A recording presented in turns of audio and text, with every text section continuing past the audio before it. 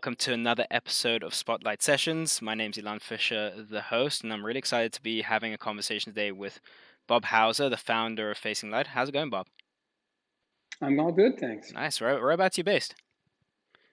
I am in the Bay Area in California. Amazing.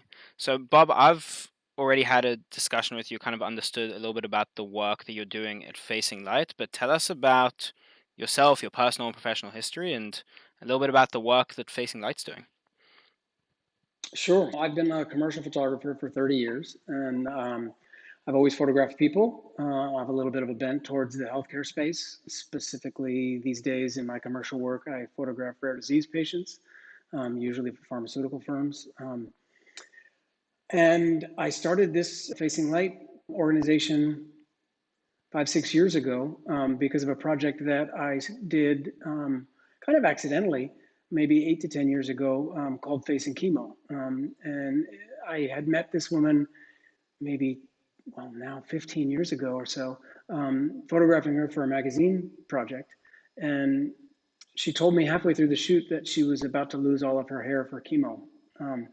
And as someone who photographs people for a living, you can see where someone's mind is going to go the minute they reference something like that. And I was trying to reel her back in so that I could continue the shoot, and thought for a moment. And I said, let me photograph you when you lose your hair, thinking at the time that it would be something that she could take with her, that it would be a kind of memory of the experience, or just seeing something positive out of it.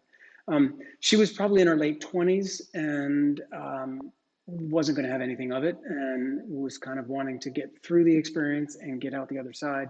And of course, I sort of lost her for the shoot when she started thinking about it. That was kind of the end of the magazine project. But oddly, 4 or 5 years later, she called me up out of the blue, and she said, "Does your offer to photograph me still stand?" Wow. And I said, in a heartbeat, absolutely. And she told me she was going through a bone marrow transplant, and it was going to be the second time. Sorry, I have flies in my studio. It was the second time that she was going to go through chemo, and literally, the bone marrow transplant was scheduled for like 2 or 3 days later.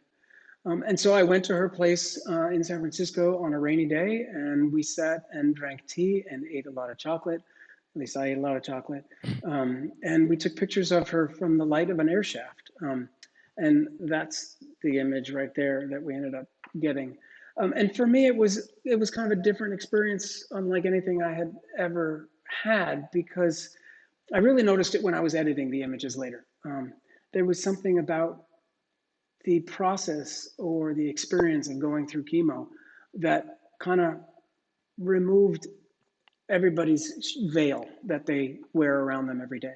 And at the time, I thought maybe it was just the loss of hair and the difficult experience. And I came to learn over the following years, when I continued to photograph people, that it has a lot to do with the drugs themselves that are coursing through people's brains. And they refer to it as chemo brain. But folks are really not able to hide their emotions. It's literally right there on their face. And for somebody who photographed people for a living, and that's my main thing, was to try to find someone within themselves. It was kind of an uncanny experience, and I wanted to keep doing it. And so we set out to photograph as many people going through chemo. And over the next 3 or 4 years, I probably photographed 30 to 40, close to 50 people. And yet I still, even when the first exhibit came out from the project, I still felt like I was taking something. And this is sort of an interesting part of the story and leads into why I started this nonprofit. Mm-hmm. I felt like I was taking something from them. I still felt academically interested in the experience of photographing someone undergoing chemo. Yet I didn't feel like it was benefiting them in any way. When we had our first exhibit, 20 to 30 of the families showed up. And I invited them all to a picnic the following year on that day. And so we had a picnic a year later, and I ended up rephotographing everybody in this space where I'm sitting now, which is that picture of her. And we ended up creating a second exhibit called Facing Chemo Before and After. But the amazing thing was, to a person, everybody said to me while I was taking their picture this year after the first exhibit that being photographed had been a turning point in their journey with chemotherapy. Wow. And the woman who I first photographed, who wrote the opening for the book, kind of expressed it really well in the introduction when she said, I had been up to that point photographed, imaged by MRIs, X rays, CT scans, and everything was a picture of my disease. And I had come to the point at which I wasn't interested in looking at myself in a black car, let alone a mirror, because all I could see was the disease. And when I photographed her and she saw the images, she said, for the first time, I saw myself again. And that was really inspiring to me. And it kind of felt like, okay, 4 or 5 years into this, I wasn't doing it just for myself. And this really did benefit someone. And now the goal, of course, was to have this exhibits travel around and have a lot of people see these images and inspire others and try to move people and educate. And I think it did that. But because it was such an expensive process, and because we had to do a Kickstarter campaign in order to print and frame everything and get the images around, the images are, as you can see, they're huge. They're Yeah. 3.5 feet by almost 5 feet. I did a Kickstarter campaign and I was talking to somebody afterwards and she said, you know, you should probably start a nonprofit and continue to do these. And that way you won't have to go back to the well every time and you'll be able to have true nonprofit support and more people will be interested in helping out. And you'll be able to kind of continue the goal. And the goal being now to create exhibits around medical related issues. So that's the really long intro to how Facing Light got started. No, wow, and thank you for sharing your story in such detail. One of the things that really stuck out for me there was something that was very important is just people first language, understanding that before anything else defines you, you're a person at the end of the day. So Yeah. that story which you said about the images of the MRI versus the images that you were taking is really powerful and got me thinking of that as well. One of the projects that I saw on your website is Seeing Blindness. So I would love to hear about your experience and how that got started and how that project and exhibit got started and really what your experiences were like working with the blind community. So that got started in a way of the experience that I had seeing people view the Facing Chemo exhibit. And I remember being in a gallery where it was hanging and somebody walked to the door. And the room, you know, it was a large room and there were Hmm. 30 images hanging. And she got to the door. I said, come on in. And she's like, no, I'm good here. She said, it's too much, but I want to see it. And so I'm good here. And I thought for a moment, and there was something different about photographing the people against black, which up until then I hadn't seen before.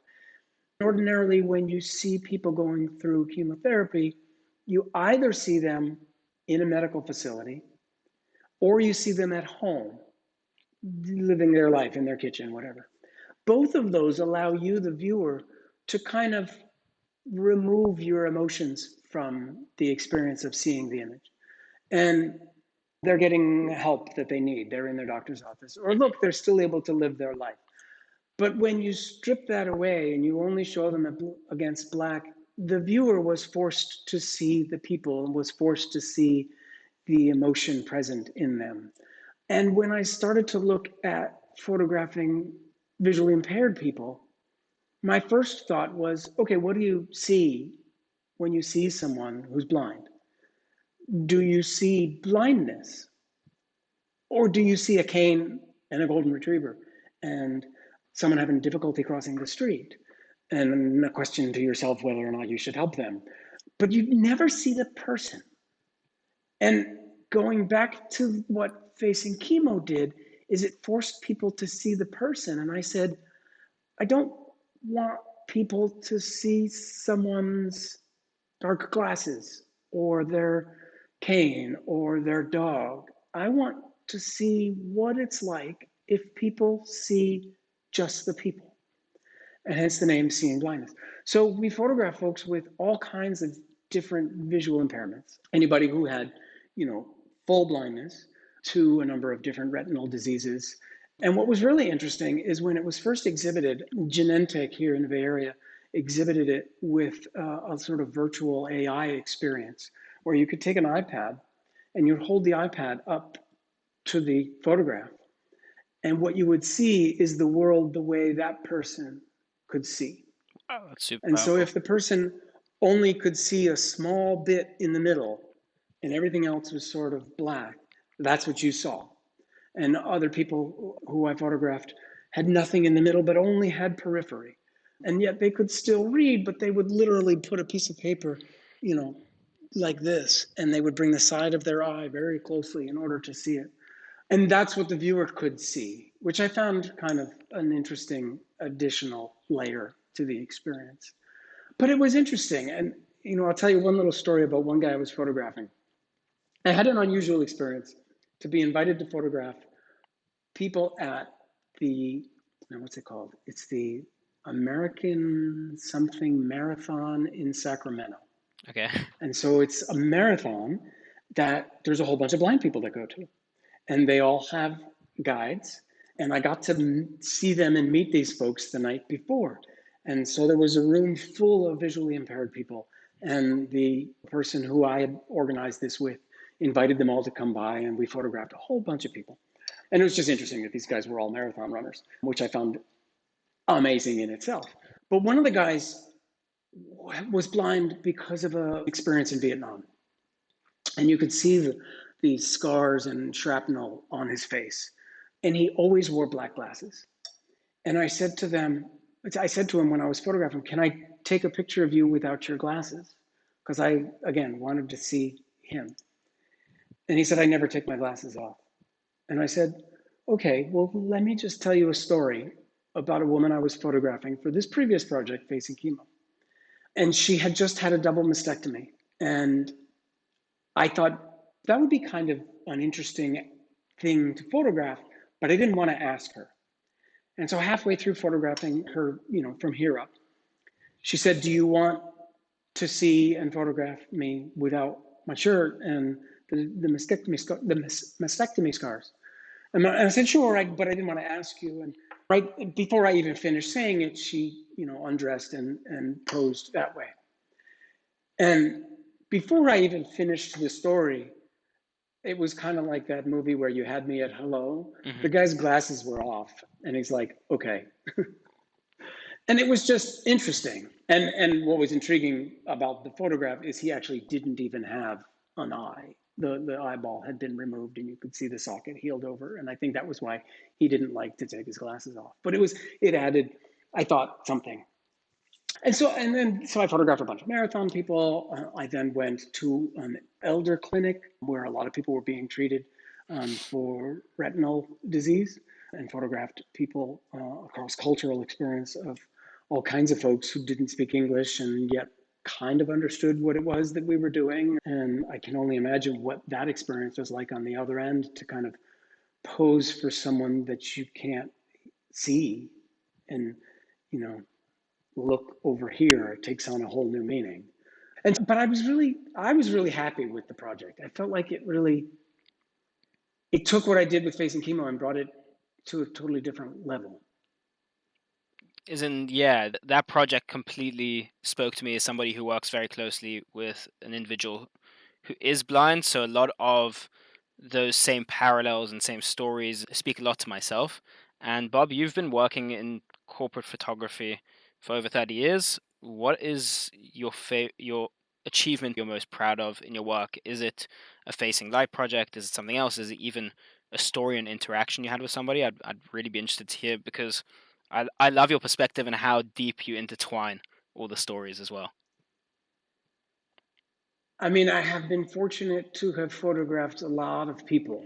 And, during the dot-com days, I live here in the Silicon Valley area. And so I got to photograph anybody and everybody who was down there. And, the Steve Jobs of the world, or I photographed the two guys, Larry, um, David, and oh my gosh, why am I blanking on the two founders of Yahoo? I photographed the morning they filed their IPO. Oh wow. I photographed the guys who went on to create Mythbusters before they were anybody for a two-page spread in Wired. I've had magazine covers and stuff. But honestly, the work I'm kind of most proud of is the work that has affected people the most, and that's this. That's the facing chemo stuff.